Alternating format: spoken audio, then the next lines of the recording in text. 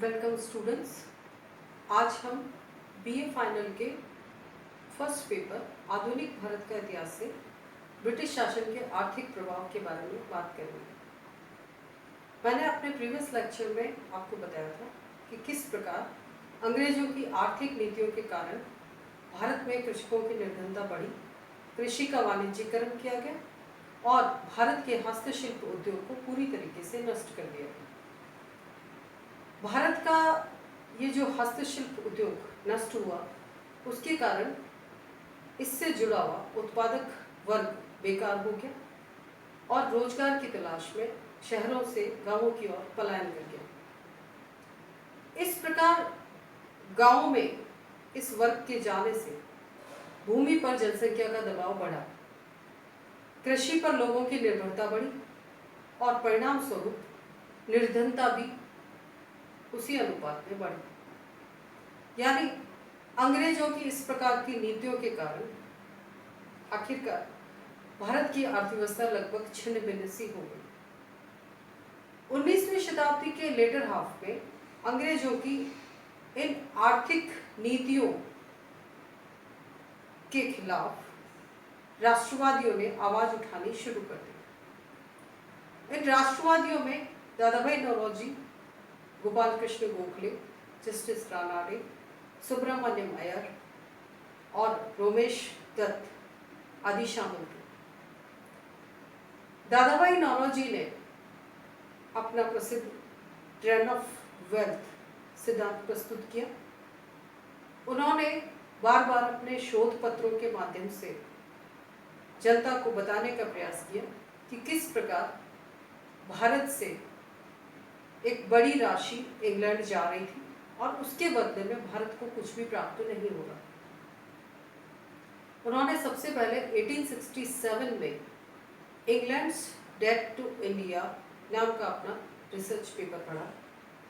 बाद में उन्होंने the wants and means of India और on the commerce of India नाम से अपने शोध पत्र पढ़े और उनमें बराबर ये बताने का प्रयास किया कि भारत से किस प्रकार ड्रेन हो रहा था। बाद में उनकी प्रसिद्ध पुस्तक poverty and un-British rule in India के माध्यम से भी उन्होंने इस ड्रेन थ्योरी को विस्तृत रूप में प्रस्तुत किया। ये ड्रेन क्या था? यदि हम इसे बहुत ही सामान्य शब्दों में देखें तो हमारा उत्पादन और हमें उपभोग के लिए उपलब्ध नहीं था। यानी भारत में जो भी उत्पादन हो रहा था वो भारत की जनता के उपभोग के लिए उपलब्ध नहीं था। राष्ट्रवादियों ने इसे कुछ इस प्रकार से व्यक्त किया कि भारत के धन का इंग्लैंड की ओर अविरल प्रवाह, जिसके बदले में भारत को कुछ भी आर्थिक, व्यापारिक और भौतिक फल नहीं मिलता था। इस ड्रेन के सोर्सेस क्या थे? सबसे पहले तो भारत के प्रशासन से हम आरंभ करें। भारत के प्रशासन को चलाने के लिए अनेक विदेशियों की नियुक्तियां की गई और इन्हें वेतन और पेंशन के रूप में एक बड़ी राशि दी जाती थी। गवर्नर जनरल का ही वेतन उस समय 20,000 रुपए प्रति मास था और वेतन, पेंशन और बचत आदि के रूप में जो भी राशि इन्हें प्राप्त होती थी ये इसे इंग्लैंड भेज देते थे। यानी भारत का धन और वो इंग्लैंड की ओर चला जाता था हमेशा के लिए। यानी वेतन और पेंशन के रूप में ये भारत से ड्रेन हो जाता था। इसी प्रकार ईस्ट इंडिया कंपनी ने अनेक युद्ध किए। युद्ध करने के लिए उन्हें लोन भी लेना होता था। तो यहाँ की जो सरकार, यानी भारत में जो सरकार थी, वो बाहर से जो लोन लेती थी उस पर उन्हें ब्याज भी देना होता था। लोन का फायदा अंग्रेजों को मिलता था और ब्याज की राशि का भुगतान भारत से होता था। यानी भारत को दोहरा नुकसान, क्योंकि भारत से ये राशि हमेशा के लिए ड्रेन हो जाती है। और अनुमान लगाया गया है कि 1900 ईस्वी में ये राशि लगभग 22 करोड़ 40 लाख पाउंड थी। इसी प्रकार विदेशियों ने भारत में अपनी पूंजी का निवेश किया। भारत में वो जब पूंजी का निवेश करते थे तो उससे होने वाला लाभ वो इंग्लैंड भेज देते थे। भारत में उनके पूंजी निवेश के कारण यहाँ के लोग प्रतिस्पर्धा से बाहर हो जाते थे, यानी उन्हें मौका नहीं मिलता था कि वो उसी क्षेत्र में आगे बढ़ सके, और जो लाभ होता था वो इंग्लैंड चला जाता, यानी इस रूप में भी भारत से ट्रेड हो रहा था। इसी प्रकार से ईस्ट इंडिया कंपनी के जो शेयर होल्डर्स थे उनको जो लाभांश मिलता था, जो हिस्सा मिलता था, वो भी एक प्रकार से ड्रेन था। और अनुमान लगाया गया है कि 1874 तक 6,30,000 पाउंड शेयर होल्डर्स के प्रॉफिट के रूप में इंग्लैंड चला गया और भारत से ये हमेशा के लिए ड्रेन हो गया। भारत के सिविल और मिलिट्री जो भी प्रशासनिक कार्य थे उनके संचालन के लिए इंग्लैंड में अनेक स्टोर खरीदे गए। इन स्टोर को खरीदने के लिए जो राशि थी वो भारत से ली गई और इसका भार भी अल्टीमेटली भारत पर ही पड़ा, यानी भारत की जनता पर, और ये राशि भी हमेशा के लिए भारत से ड्रेन हो गई। इसी प्रकार से बहुत सारी जो इंश्योरेंस कंपनीज थी, विदेशी बैंक थे, उनके रूप में भी भारत से बड़ी राशि ड्रेन हुई। इन्होंने करोड़ों रुपए का लाभ लिया और हमेशा के लिए ये लाभ इंग्लैंड चला गया। तो इस प्रकार से भारत से कई रूपों में भारत की ही राशि ड्रेन हो गई और इसे राष्ट्रवादियों ने अलग अलग अनुमान लगाया। जैसे दादा भाई नौरोजी के अनुसार ब्रिटिश शासन के आरंभ से 1865 तक 150 करोड़ पाउंड कुल राशि ड्रेन हुई, यानी निकासी हुई। इसी प्रकार से जीवी जोशी के अनुसार प्रतिवर्ष 25 करोड़ रुपए लगभग भारत से ड्रेन हो रहा था। दिनशा एदुलजी वाचा के अनुसार यह राशि 30 से 40 करोड़ रुपए वार्षिक थी। रोमेश दत्त ने भी इकोनॉमिक हिस्ट्री ऑफ इंडिया में ड्रेन थ्योरी को प्रस्तुत किया और उन्होंने भी अपना अनुमान लगाया। दादा भाई नौरोजी के अनुसार भारत का ही धन भारत से बाहर चला जाता है और फिर वो ऋण के रूप में वापस आ जाता है। उस ऋण का जो ब्याज है वो भारतीय जनता को देना पड़ता है और फिर से भारत पर वो ऋण थोप दिया जाता है, यानी इस प्रकार से ये एक दुष्चक्र था जो निरंतर चलता रहता था। इस ड्रेन ऑफ वेल्थ के भारत को क्या नुकसान हुआ? इन राष्ट्रवादियों का जो निष्कर्ष था उसे हम देखें तो इस धन निष्कासन के कारण भारत में कैपिटल फॉर्मेशन बिल्कुल बंद हो गया, यानी पूंजी का संचय नहीं हुआ। यानी एक बार जो राशि जो थी जो भारत से चली गई वो हमेशा के लिए चली गई, वो भारत के पास आने का कोई जरिया नहीं था। तो कैपिटल फॉर्मेशन या पूंजी संचय यहाँ पर नहीं हुआ। भारत के कुटीर उद्योगों का विनाश हो गया। भारत में निर्धनता लगातार बढ़ी, भूमि पर दबाव बढ़ता चला गया और सबसे बड़ी बात यह कि भारतीय जनता पर करों का बोझ बढ़ता चला गया। रोमेश दत्त ने कहा भी कि किसी दूसरे देश में जब जनता से कर वसूले जाते हैं तो वो राशि सरकार के पास जाती है और आखिरकार कृषि व्यापार और उद्योगों में संचालित होकर के फिर से जनता के पास पहुंच जाती है। लेकिन भारत से करों के रूप में ये जो राशि वसूल की गई वो हमेशा के लिए भारत से चली गई, या यूं कह सकते हैं कि ये भारत के लिए हमेशा के लिए नष्ट हो गई और कृषि व्यापार और उद्योगों में संचालित करने का इसका कोई माध्यम बचा ही नहीं।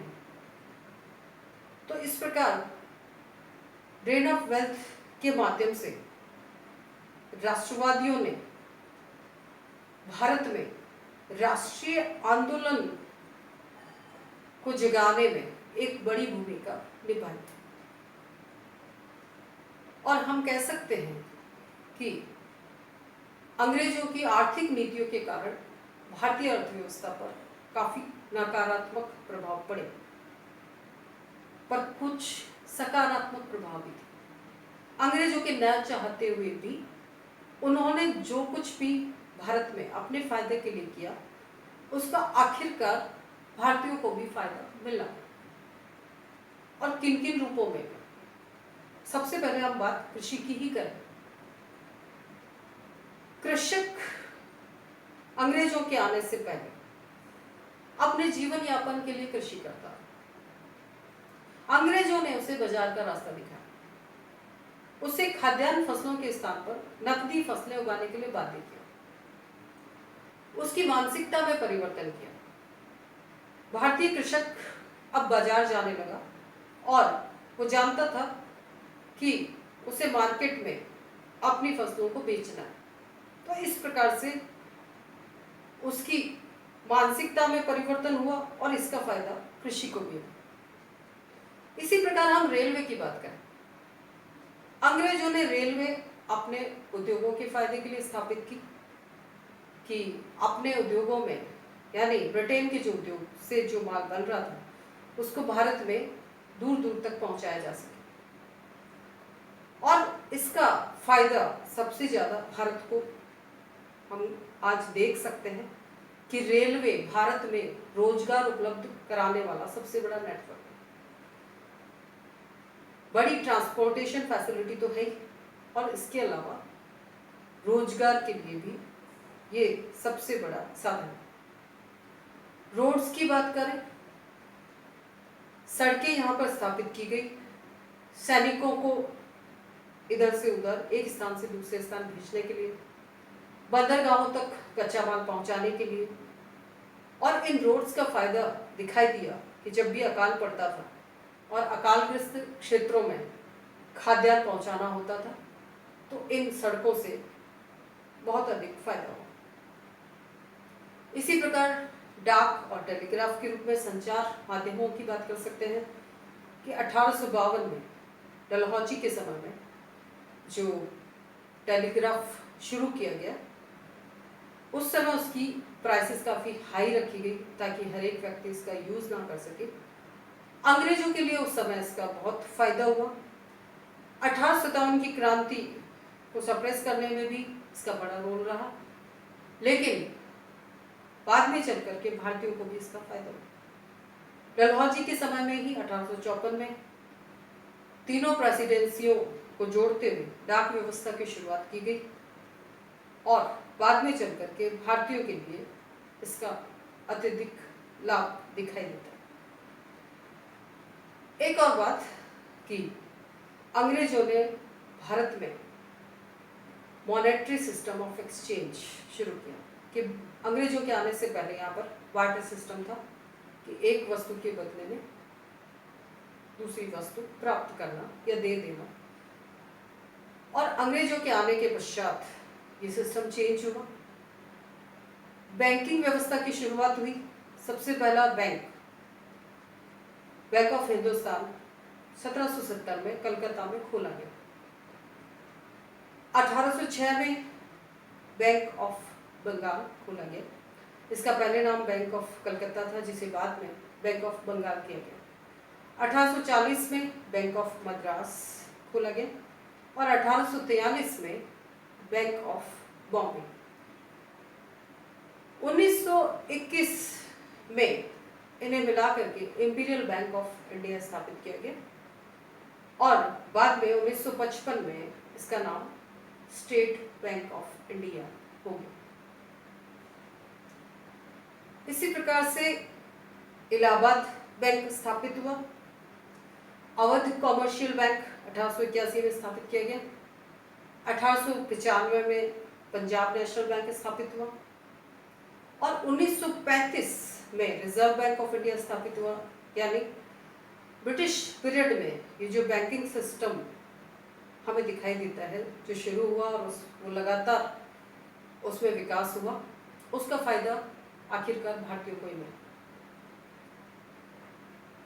उद्योगों की अगर हम बात करें तो यह तो स्पष्ट है कि इंग्लैंड में औद्योगिक क्रांति हुई, मशीन आधारित उद्योग लगाए गए, पुराना जो औद्योगिक सिस्टम था वो नष्ट हुआ तो उसके स्थान पर उद्योग स्थापित हो गए। भारत में इस प्रकार से उन्होंने कोई प्रयास नहीं किए और जो कुछ थोड़े बहुत प्रयास भी किए तो वो आधारभूत उद्योगों की स्थापना के लिए नहीं किए गए। तो भारत में कुछ कुछ औद्योगिक विकास हुआ लेकिन वो पर्याप्त नहीं था। जैसे यदि हम देखें सूती कपड़ा के लिए तो 1854 में इस प्रकार से सबसे पहले मिल स्थापित की गई। बाद में इसकी संख्या में निरंतर बढ़ोतरी हुई। नील, चाय, कॉफी के लिए भी इन्होंने प्रयास किए। नील की खेती अंग्रेजों के लिए काफ़ी फायदेमंद थी क्योंकि उनकी फैक्ट्री से जो कपड़ा वगैरह बनता था उसके कलर के लिए, डाई के लिए नील उनके लिए जरूरी था और उन्होंने यहाँ के कृषकों को नील की खेती के लिए बाध्य किया। लेकिन यह स्थिति भी ज़्यादा लंबे समय तक नहीं रही। जब अंग्रेजों को आर्टिफिशियल डाई मिलने लगी और जर्मनी का जो सिंथेटिक डाई था उसके आने के पश्चात भारत में ये जो नील उद्योग है वो 19वीं शताब्दी तक ही रहा और आखिर आते आते वो समाप्त सा हो गया।